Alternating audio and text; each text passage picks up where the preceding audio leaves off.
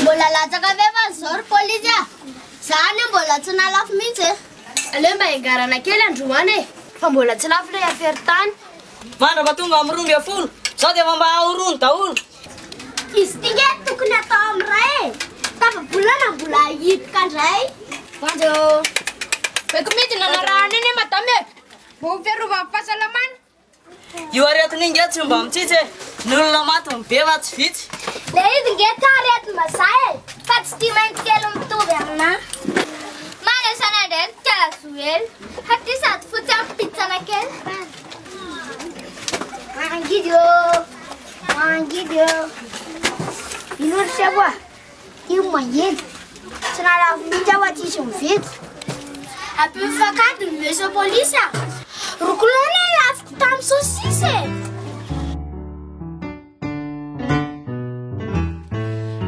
Malagasy malala sereo azany fanjakana miezaka miady mafy mba tsy tovizany atisy any andafy ora sendra ka mifangahita tandremo mifampiarahaba ranetatra ihany ajaina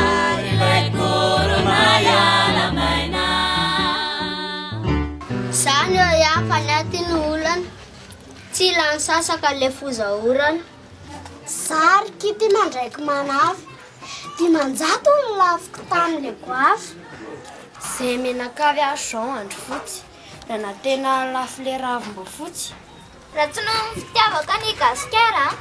efa lasany tokony ateny amin'ny gara aleoko mivadika bizinafy ivatsy ihany a fa ivako fafa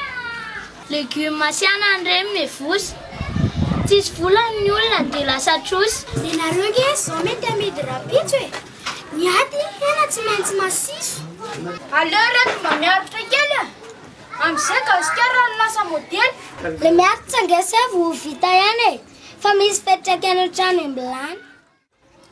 ivoaka tsy afaka hitady vary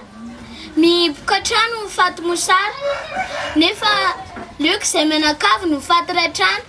toy izay malagasy ny dirana angalo Amafiny hozaritany tsy misy anapaky izaneo afatsy Jesosy ihany tsy misy anapaky izaneo afatsy Jesosy ihany tsy misy anapaky izaneo afatsy Jesosy ihany